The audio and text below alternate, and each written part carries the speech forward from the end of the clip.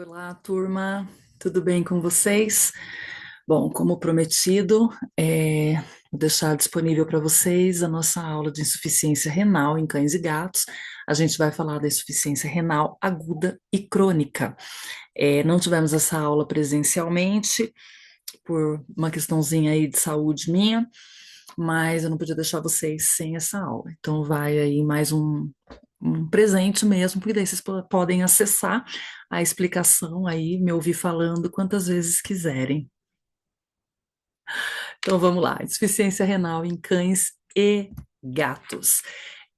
Boa parte aqui do que a gente vai falar tá mais do que claro e clássico que a gente já teve da aula anterior, certo?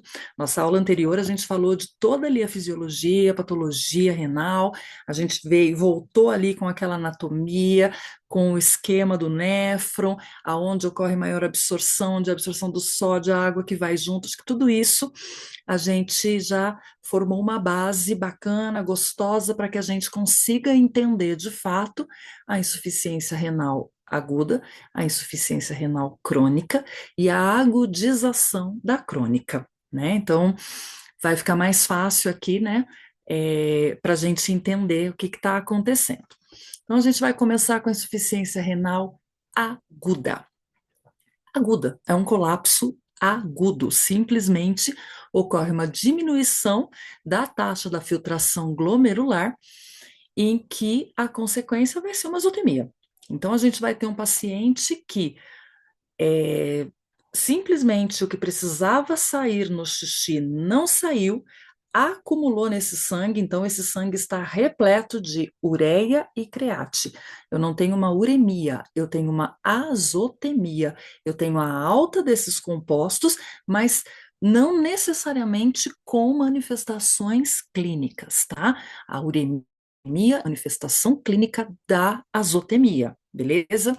Então, esse paciente vai ter também distúrbios sérios eletrolíticos, de todo aquele mecanismo que a gente falou, do sódio e do potássio saindo, sódio ficando, fazendo ali o controle. À medida que o sódio não é reabsorvido, eu tenho uma desigualdade daquele percentual que tinha que trabalhar 2 para 1, sódio e potássio. Potássio começa a acumular no organismo, problema, né? Para que a gente usa o potássio? Para uma eutanásia, né? Então a gente vai ter problemas mais sérios, inclusive ácido-base. Meus cães querendo participar da aula, um desequilíbrio ácido-base, no mesmo esquema em que o íon de hidrogênio que precisava estar saindo, ele vai estar ficando retido, esse paciente vai tendendo a acidificar. Como é que a gente quer alcalinizar?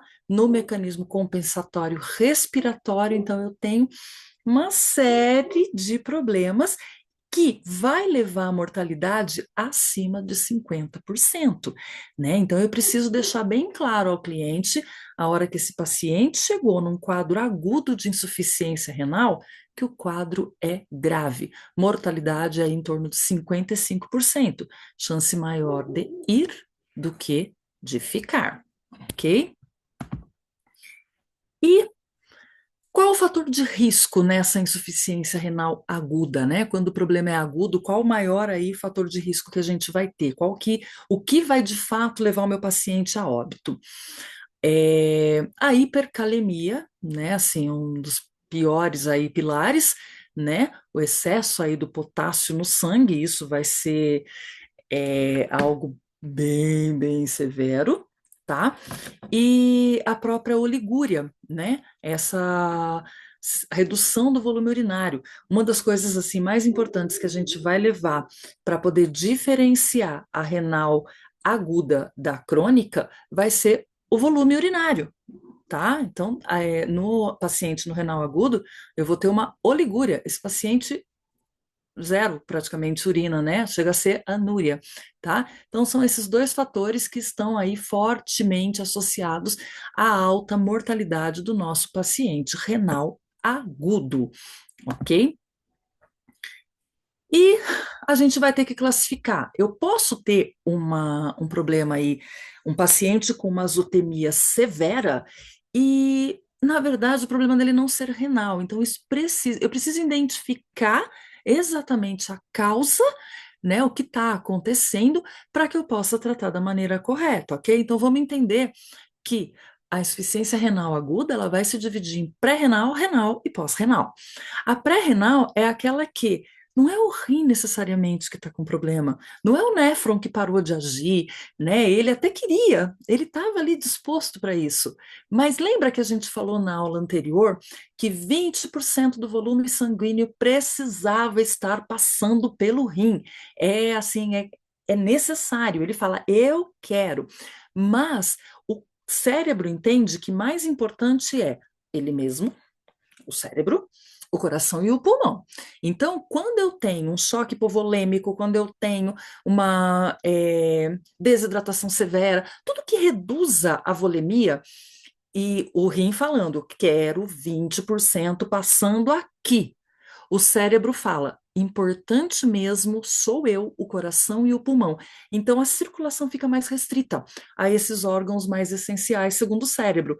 Então eu começo a ter uma passagem menor do fluxo sanguíneo no rim. Isso é, o rim queria trabalhar.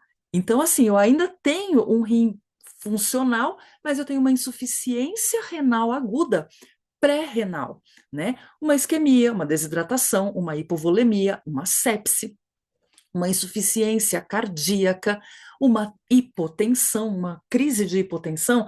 Para que se desmaia? Para poder ficar na horizontal e o sangue não precisar fazer, né? Não precisar fazer aquele esforço para poder chegar até cérebro, coração e pulmão. Mas e o pobre do rim está com menos de 20%. Nesse momento, a gente tem uma taxa de filtração reduzida, e com isso eu tenho o acúmulo desses compostos, ok? O uso de fármacos também pode levar, né? Lembra que a gente falou dos ticlins, ticlins, os néfronzinhos que morriam?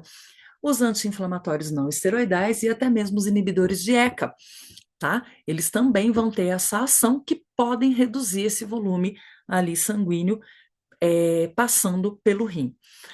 Mas eu posso ter uma insuficiência renal aguda, renal propriamente dita. É o rim, de fato, que está com problema. Ocorreu uma necrose tubular, ocorreu uma pielonefrite, uma das piores aí, aliás, uma das maiores causas que a gente vai ter, a glomerulonefrite, as vasculites. A vasculite ela pode entrar em pré-renal e renal. Imagina você ter uma inflamação dos vasos sanguíneos que vai fazer uma redução do fluxo sanguíneo para esse rim e uma redução na própria taxa ali de filtração glomerular por inflamação propriamente dita. E não esquecendo dos nossos imunocomplexos, moléculas grandes, altamente inflamatórias, que lá nos néfrons vão fazer um estrago muito severo. Isso também vai ser uma das causas da insuficiência renal, renal propriamente dita. Mas posso ter também um problema pós-renal. O fluxo está chegando, o rim está filtrando, mas tem uma pedra obstruindo a saída, então ele começa a fazer o acúmulo. Lembra do que a gente falou da hidronefrose? É uma das causas. Posso ter uma ruptura no ureter, na uretra, ou até mesmo na bexiga, e essa urina que está sendo produzida, ela está caindo de novo na cavidade, né? Ela está caindo no peritônio e está sendo reabsorvida e estou ficando de novo com o que tinha que estar sendo eliminado alto no sangue, né? Então, vou classificar as causas da insuficiência renal aguda em pré-renal, renal propriamente dita e pós-renal. Também bem tranquilo quanto a isso, certo? E a consequência que a gente vai ter na insuficiência renal. Uma insuficiência primariamente excretora, tá? Então, ureia e creatina, que tinha que estar saindo, vai ficar retido. Hipergastrinemia, então eu vou ter a gastrina em elevada quantidade, causando úlceras e gastrites por conta daquele mecanismo da não ocorrência do mecanismo inibitório. Então fica ali secretando a gastrina e a gente vai ter uma hipergastrinemia, causando úlceras e gastrite, tá? Causando lesões orais muito, muito severas, tá? Com necrose mesmo, necrose de língua, necrose gengival, tá? E a retenção do fósforo com excesso do hormônio do PTH. No que se retém o fósforo e ele tinha que trabalhar naquele equilíbrio cálcio e fósforo, 2 para 1 no sangue, para o próprio canal de cálcio funcionar, mecanismo ali de contração muscular, para tudo isso estar funcionando. Então, o que que acontece? Fósforo começou a ficar retido, eu tenho um desequilíbrio, cálcio e fósforo, desequilibrou, as paratireoides começam a secretar hormônio, paratormônio, para poder pegar o cálcio de volta do sangue para voltar aquele equilíbrio de fósforo e potássio. Não quero fósforo em excesso, certo? Então eu tenho uma retenção de fósforo, só que isso é algo abrupto, né? Não é algo que vai me levar a um caos ósseo, né, pela perda, porque isso aí aconteceu de forma aguda, tá? Não bastando isso, que a gente já tem de problema severo nessa parte de excreção, eu ainda vou ter uma insuficiência regulatória, né? Então pensa, o sódio que tinha que ser reabsorvido no túbulo, ele está indo embora, então, já estou tendo desequilíbrio. O potássio que tinha que estar saindo está ficando retido e perdendo o equilíbrio com o sódio. E água e retenção de ácidos, fazendo também um mecanismo em que não está dentro do que era o fisiológico. Então, eu começo a ter a própria regulação do corpo de manter a homeostasia completamente quebrada, tá? E os Ai, sintomas, gente, eu não acredito que eu não arrumei isso daqui. Ok, é porque, como eu já falei para vocês em aula, eu penso em inglês são symptoms, né? Não é tão errado falar sintoma clínico, mas também não tá certo, tá, gente? São sinais, mas tudo bem. Quais são os sinais clínicos aí que o nosso paciente com uma insuficiência renal aguda vai apresentar? Uma desidratação severa, tá? Anorexia e apatia. Gente, esse bicho está intoxicado. O que tinha que estar saindo não está saindo. Esse bicho está intoxicado. Então ele vai ter também, ó, a gastrina está lá acumulando e tal. Vai apresentar vômito, vai apresentar taquipneia. A gente já explicou o mecanismo da taquipneia, né? Compensatória por conta da acidose, né? Vai apresentar sinais neurológicos exuberantes, sinais esses relacionados à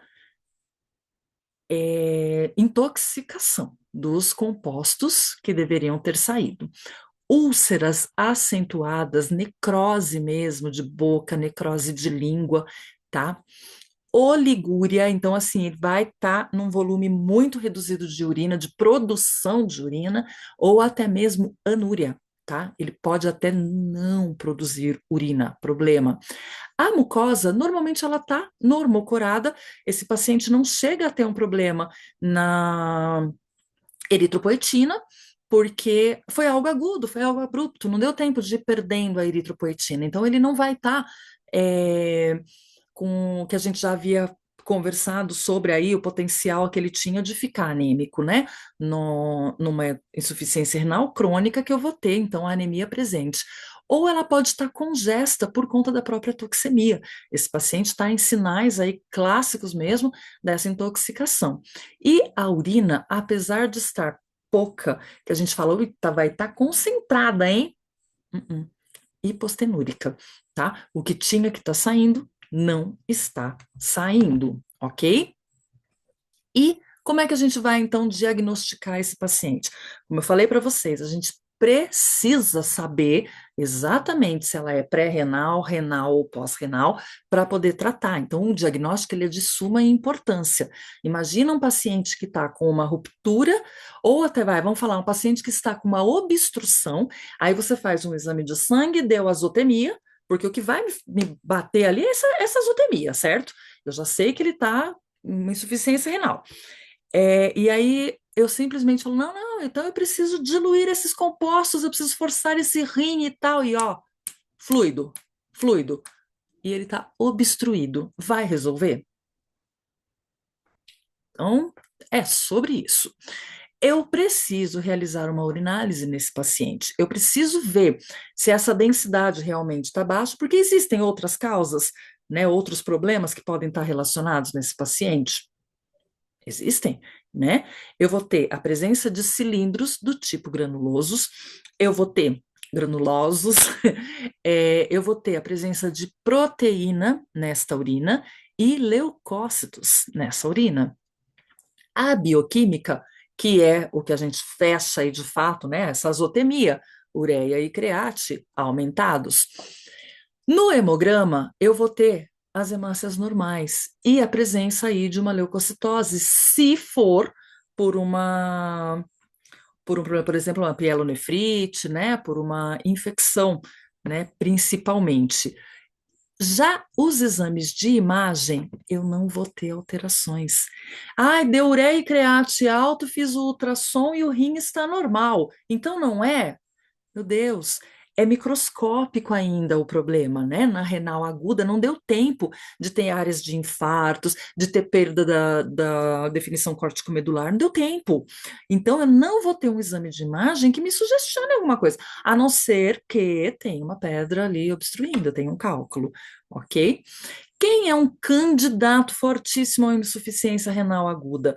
Um paciente que tenha, então, ureia e create altas e baixa presença de urina, baixa produção de urina. Então, opa, peraí, não é crônico, né? A gente vai falar do estadiamento do paciente da insuficiência renal crônica, mas para eu classificar o meu paciente crônico, primeiro eu estabilizo, porque ele pode estar numa agudização, tá? Então, quando eu vou falar que, opa, é renal agudo, não sei se ele já é renal crônico, mas agora ele está renal agudo. Ele tem ureia e create altos e ele tem uma produção baixa de urina, certo? E o prognóstico da minha criança, pessoas, 48 horas, tá? Se em 48 horas eu não reverter o quadro, vamos precisar de outro DIME, o tratamento do saco preto, enfim, esse paciente não vai sobreviver.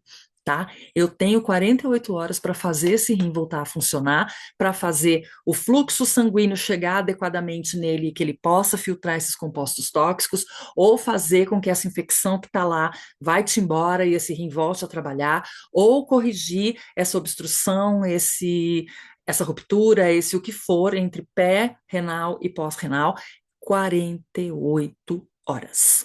Depois de 48 horas que eu vou avaliar o estrago que ficou e ver se esse paciente, então, agora é um renal agudo, perdão, é um renal crônico e em qual estadiamento do renal crônico ele se encaixa, tá? O que eu tenho que fazer nessas 48 horas? Então, tá desidratado? Preciso hidratar meu paciente.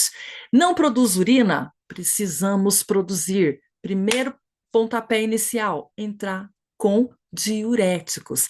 Primeira escolha, manitol.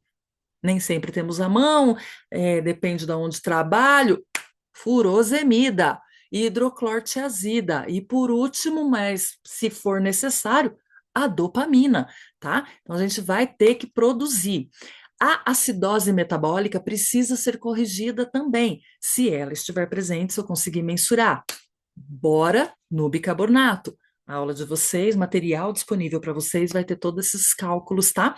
Lembra que eu falei para vocês, essas aulas eu ia fazer um pouquinho mais rapidão, mas tudo que vocês precisam tá aqui e vocês vão colocar agora só os valores, tá? Os cálculos aí da forma que seja mais fácil para vocês serem ali no bate e pronto. Caso grave, tá? Se não realmente deu 18 a create desse paciente, diálise, hemodiálise, se for o caso, tá? Porque esse paciente eu consigo, se eu reverter ele, né, é agudo, ele não tinha nada até então e tal, eu posso fazer com que esse rim volte a funcionar. Ele vai ser um crônico depois, porque o rim vai cobrar, né, por ter ficado esse período aí sofrendo, mas tudo bem, a gente estabiliza ele depois, tá? Então, a diálise hoje, né, eu falo que assim, eu sou de uma época em que a gente falava na diálise, na utilização dos fluidos mesmo, pegava ringer lactato, colocava glicose, fazia o volumão dentro ali da cavidade peritoneal, dava uma guardada e depois retirava, ia pelo princípio da osmose, do mais concentrado para o menos concentrado, dava aquela diluída e você tirava de novo. Desci meio litro, tirei meio litro e dava uma baixada. Hoje a gente não faz mais isso tão tabajara. Hoje existem catéteres próprios, existem equipos próprios e a própria solução a ser comprada já de uma forma já preparada realmente para essa diálise, tá? E centros renais veterinários que fazem a hemodiálise. Hoje isso já é realidade na medicina veterinária, né? Esse paciente ele vai apresentar uma síndrome urêmica, né? Dependendo ali do tempo que ele está nesse quadro. Então, tá com vômito, corta o vômito, tá com úlceras, é sucralfato, a gente vai consertar o que está sendo ali, as bactérias presentes. Gente, vai ocorrer uma desbiose intestinal nesse paciente? Total, total. Ele pode apresentar uma melena por conta. Pode, por conta desse desequilíbrio, dessa desbiose. Então, eu posso ter que utilizar, sim, antibiótico nesse paciente. Eu preciso manter ele vivo. Eu tenho 48 horas para reverter isso. Caos na Terra. A gente sempre está atrasado, eu sempre falo isso para vocês. Nossos pacientes, eles já começaram a passar mal anteontem. E o tutor está trazendo hoje, né? Então, eu achei que ele ia melhorar, eu achei que ia passar. Então, aqui, a corrida contra o tempo, você já começou em desvantagem, doutor. É sobre isso. Até aqui tá tudo bem, né, meus amores? Pura e simplesmente, né? Tá tudo bem. O paciente está morrendo e a gente está tendo que trazer. Agora a gente começa então a falar da renal crônica, já que a renal aguda a gente teve o período para tratar, para salvar o paciente. Salvou, agora é que eu vou olhar em que quadro ele se enquadra do renal crônico, porque agora esse paciente ficou um renal crônico, me entende? Eu quero um mundo em que o paciente me apareça sempre um renal crônico de estadiamento 1, em que eu fale, não, ele está no estágio 1, a gente vai segurar a doença para a gente descobrir problemas maiores mais para frente. Não é muito dessa forma que a gente trabalha, mas a gente tem que estar preparado para tudo, certo? Então agora a gente começa a falar da doença renal crônica. Ela vai estar presente quando eu já tive mais de 70% de néfrons morridos, tá? Precisa de 70% de perda de néfrons antes dos sinais aparecerem, tá? E o risco fica 2 vezes aumentado nos pacientes que estão dos 7 aos 10 anos de idade, ou quanto mais, né? Maior aí o problema. A perda, como a gente já havia conversado sobre, ela é lenta, progressiva e irreversível de todas as funções renais. Então eu tenho, mas tem 900 mil aí, nossa, tá, tclim, vai um, vai outro, pode perder, tem mais. Foi perdendo, perdeu 70%, eu já não tenho mais uma função válida, não tenho, né? E aí, com isso, eu vou estar com um problema sendo progressivo. Eu vou entrar com o tratamento para tentar desacelerar o processo. E a gente vai entender mecanismos que fazem a velocidade de ir de 1 para 2 para 3 para 4 mais rápido. Tá? É isso que a gente vai ter que trabalhar. Não dá para ressuscitar néfrons, ok? Então é isso que tem que deixar bem claro para o cliente, porque as expectativas que vão ser criadas podem gerar problemas para a gente. Então, a progressão, né? Cada néfron que morre sobrecarrega o próximo. Não tem recuperação. Isso a gente já tinha falado na aula anterior. Então, um morreu, né? Não, foi-se, vai para o próximo fala: Meu, você tá doida, eu não estou dando conta do que eu tenho aqui para resolver. Você ainda quer que eu resolva o BO dos outros? Mas é isso que vai acontecendo, tá? E eu só vou ter a ureia e a create altas no meu paciente quando na crônica, né, mesmo depois que tudo que eu fiz, corrigi tudo, ele ainda mantém ureia e create altas, o que significa? mais de 75% destes néfrons já se foram. Tá? Então, olhando essa imagem aqui, que está falando de um rim com uma doença renal crônica, essa imagem ela é uma fofurinha, porque vocês conseguem ver a diferença do de cima para o de baixo? Região cortical, região medular. Região cortical formada pelos nefronzinhos ali, né, pelas cápsulas de Bowman, e a região medular pelos túbulos, né, pelos tubos renais, ok? À medida que eu vou tendo uma perda de um néfron e esse tecido vai sendo substituído por tecido conectivo, né, vai sendo substituído por tecido afuncional, eu começo a ter essa região cortical na mesma ali textura, no mesmo formato da região medular. Então, o que que significa? Eu começo a ter um exame de imagem, ou até mesmo quando eu faço lá a minha necrópsia e que eu abro esse rim, a região córtico-medular, ela perde aquela definição que ela é realmente bem vista. Por quê? A textura de uma são as cápsulas de Bowman, os tubulinhos, e da outra são os tubos. Então, enquanto uma tem um aspecto granulosinho, a outra tem um aspecto mais de linhas.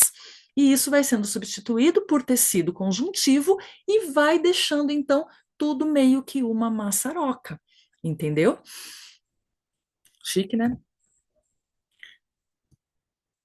E aí, o estadiamento. Tabelinha para ir para o caderninho verde de vocês, para ficar armazenado no coração para a vida, tá?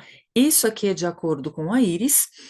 É, eu vou falar num paciente enquadrado como ele tem um problema renal, ele já teve uma insuficiência renal aguda, ele já tive em um momento aí um caos na terra, ele apresenta proteína na urina e tudo mais, mas a create dele tá normal. A create dele segue ali, ó, no cão abaixo de 1,4, no gato abaixo de 1,6. Não, então ele não é renal. Ele é, mas ele não perdeu mais de 75%. Ele está na casa dos 70%, certo? É o caso da minha Didi. A minha Didi, quando foi atropelada, ela apresentava ureia e create altas, a gente levou um bom tempo para conseguir voltar, né? Hoje, até no último exame que vocês mesmos fizeram dela, deu, se não me engano, 1,6, né? Acho que cravou no 1,6, se não me engano, a create dela. Ô, professora, então ela não é renal? Ela é. Ela é, porque o exame de urina dela tem presença de cilindro, tem presença de proteína, mas eu ainda tenho 70% aí, foi-se embora, mas não chegou no 75%. 25% pelo menos ainda funciona lá dentro dessa gata, tá? Pode ter sido por conta do próprio atropelamento. Gente, ela fraturou duas vértebras lombares. O rim dela deve ter sido esmerilhado no atropelamento, né? Ela viveu porque Deus não quis, olhou, falou: dessa cor eu já tenho, eu não quero essa gata. E me devolveu, simplesmente. Mas ela é enquadrada como um estadiamento, ela fica ali entre um e 2, na verdade, né? Ela faz ali um. A gente vai falar sobre. O 2, de 1,4 a 2, em cães, de gatos, de 1,6 a 1,8, o 3, de 2,1 a 5, aí 5 já para cão e gato já começa a ser um sinal já meio tóxico, né? Bem tóxico. E aí o estadiamento 4, aquele paciente que apresenta uma creatinina acima de 5. Mas peraí, você falou lá no renal agudo. Gente, o renal agudo sobreviveu. Eu vou dar aquela arrumada na casa e repetir o exame e ver quanto que ficou essa create dele. O paciente chegou para mim, lá nas alturas, eu já enquadro ele como renal 4? Não, eu considero ele como um renal agudo, tento, não reverti, não baixei, então ele é crônico, não morreu depois de 48 horas e continua com a create 6. É crônico, né? Fechou. Fácil, fácil. Então, de acordo aí com as diretrizes internacionais, tá? Da Sociedade de Pacientes Renais. Esse é o nosso a nossa última atualização de 2019. E o que que vai causar, então, né, a doença renal crônica? A gente tem as congênitas, a própria aplasia, displasia ou hipoplasia renal, comumente chamada aí pela população como rins infantis, né? É, aquele rim que não funciona, que não desenvolveu adequadamente. Unilateral, beleza, bilateral começa a ser um pouco aí incompatível com a vida. A amiloidose renal, a deposição de amilase, né, no órgão, vai fazer com que esse órgão vá parando o seu funcionamento, e a doença policística renal felina, doença renal policística felina, muito comum em raças persa, então é um dos cuidados que a gente tem que ter com os filhotinhos de persa. Ah, chegou um filhotinho para vacina, precisa de um ultrassom. Nossa, só porque é de raça você está querendo tirar dinheiro de mim? Não, meu amor, porque ele pode vir com esse problema, a gente só quer descartar isso, tá? Mas pode ser também adquirida, e essa aí com maior casuística, né, pra gente. Uma inflamação, uma nefrite túbulo-intersticial idiopática, aquela que simplesmente a gente vai se perdendo, os néfrons e foices, as pielonefrites, glomerulonefrites, que vão levar a uma crise aguda, que depois vai ficar crônica por conta dos néfrons que se perderam, tá?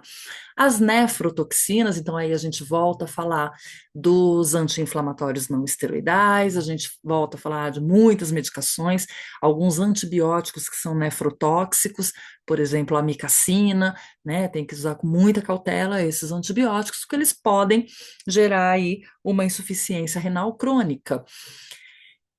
Casos de hipercalcemia, tá? Pode ser idiopática, pode ser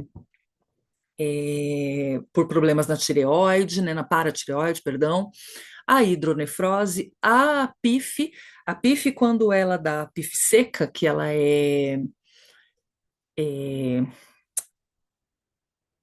a PIF úmida, que faz o acúmulo de líquidos, e a PIF seca, ela faz aquelas.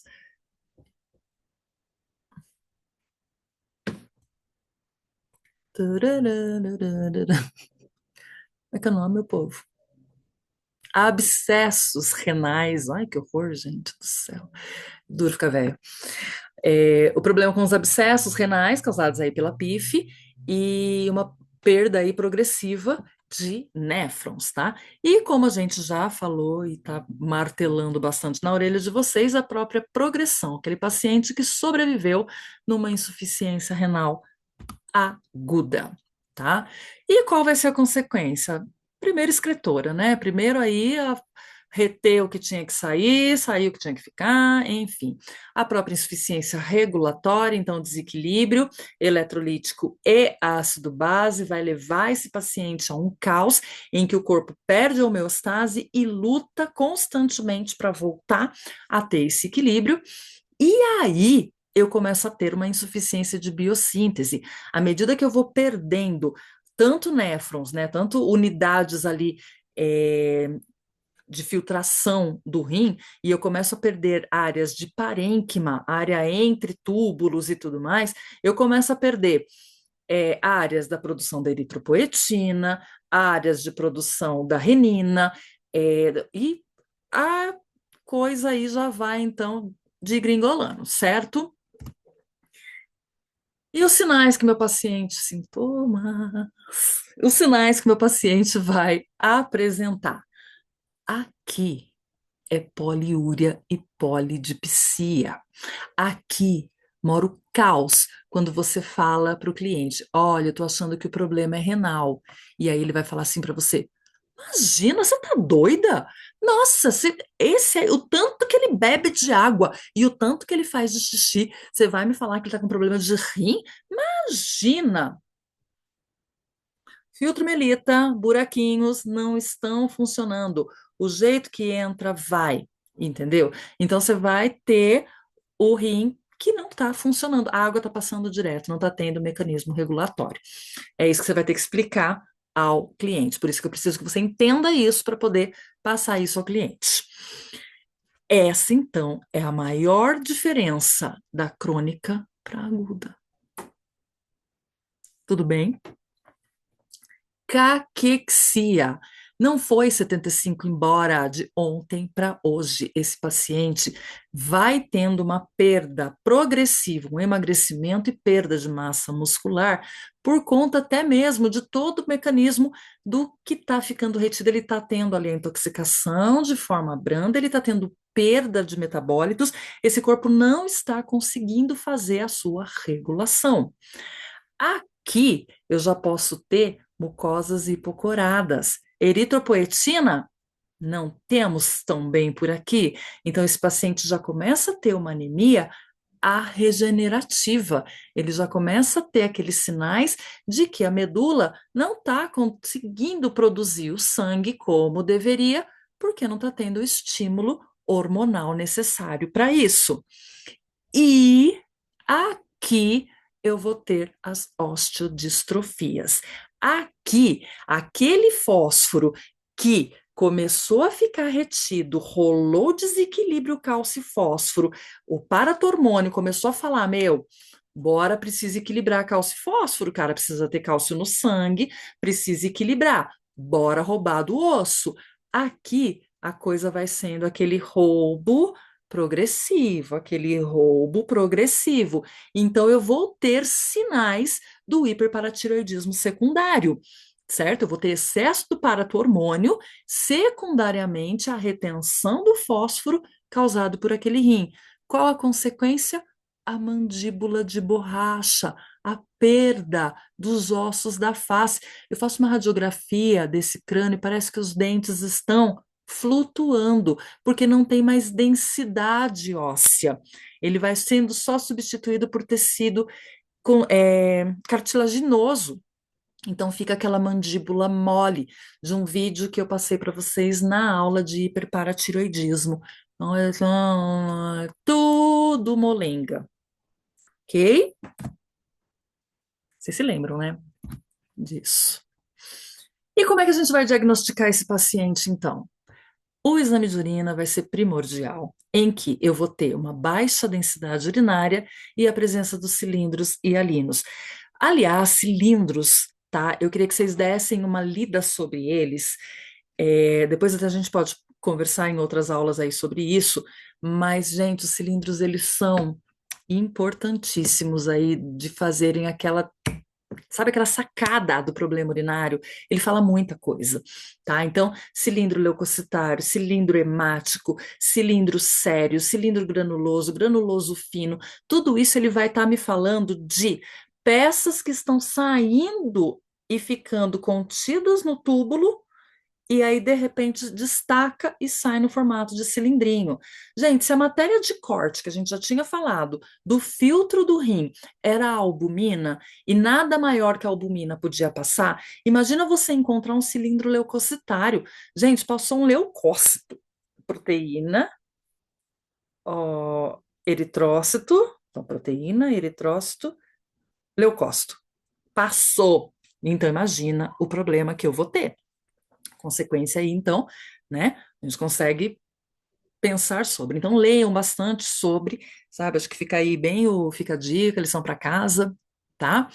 No bioquímico clássico nosso, ureia e create, lá nas alturas, né? Ou não, enfim, fósforo e potássio altos, com cálcio e sódio baixos, naquele mecanismo em que não ocorre o 2 para 1. Já aqui, eu vou ter um exame de imagem em que eu tenho perda da relação córtico-medular, como a gente já explicou ali naquele desenho do rim, e até no raio-x eu posso ter osteofibrose, né? Como eu falei para vocês, aquela perda da calcificação óssea, principalmente dos ossos da mandíbula, tá? E depois de ossos chatos, então escápula e tudo mais, mas o principal aí é da mandíbula. Então, eu vou ter uma perda no animal agudo? Não, não dá tempo, né, disso tudo. Ele morre antes, né, o que a gente, infelizmente, costuma ter. E aí, para eu tratar esse paciente, eu preciso entender em qual estágio da doença renal ele está, para eu poder tratar, entende? Então, se eu enquadrei aquele meu paciente no estadiamento 1, ele tem perda de proteína na urina, ele tem perda de cilindro, mas ele está ainda com ureia e creatinina dentro do normal. Ele teve um piripaque muito louco aí nesse rim, mas agora as coisas estão equilibradas, estabilizadas. Didi, da vida. Tem proteína, então eu já vou entrar com ômega 3 e com um vasodilatador. Eu vou otimizar a passagem sanguínea nesse rim. Eu vou entrar com um inibidor de ECA, tá? Para eu poder otimizar a passagem renal, garantindo aí pelo menos esses 20% passando nesse rim, para que não progrida a doença, certo? Ele pode estar apresentando uma hipertensão. A hipertensão é um problemão, né, gente? A gente entra aqui num círculo vicioso em que a hipertensão, o sangue, então, vai chegar num fluxo muito ignorante, e aí com isso eu tenho perda, né, dos néfrons, porque vai chegando, eles são frágeis, e aí vai levar à progressão. Ao mesmo tempo, eu estou perdendo a renina, porque eu estou perdendo função renal. Se eu estou perdendo a renina, eu estou fazendo o quê? Alterando o meu sistema renina, angiotensina, aldosterona. Então, esse paciente vai fazer o quê? De novo, ter problema com hipertensão. Se já está instalada, eu entro com vasodilatador. Amém? Está desidratado? A gente precisa incentivar esse paciente à ingestão hídrica.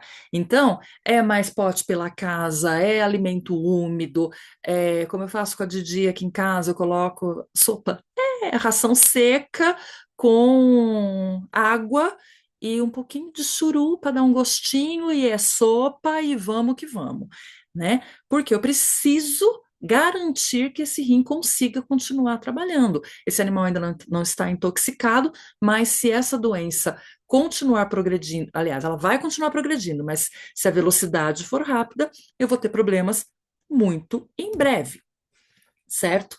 Agora, um estágio 2, né? Aquele paciente que está, então, com a creatina já começando a ficar ali alterada, mas ainda, né, um trisquinho só para fora.